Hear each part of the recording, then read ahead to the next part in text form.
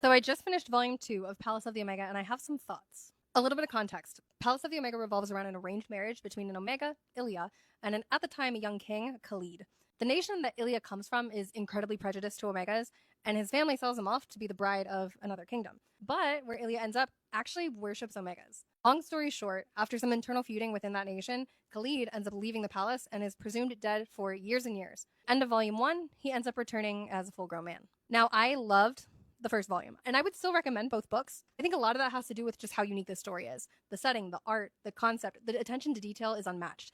The storytelling and world building of the first volume was pretty great, which leads me to a little bit of criticism I do have for the second volume. Overall, for how rich and unique of a story this is, the second volume just felt rushed. First thing that struck me as a little odd was how quickly Ilya and Khalid get intimate. They don't do anything crazy, they just make out. However, the last time Ilya saw Khalid, he was literally a child.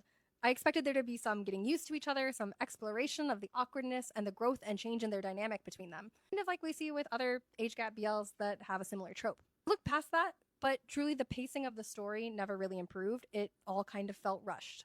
Overall, I would say I did like the story. I just feel that if the author took a little bit more time to spread out the conflict that happens in the second volume into a few more chapters, it would have just hit harder. For what it's worth, I do have some Cherry Plus magazines, and I know that the story is actually continuing. Now, I don't know if it's a direct continuation and we're going to have it labeled as Volume 3 eventually, or if it's like a sequel, spin off, etc., but I am excited to see more of Ilya and Khalid's story.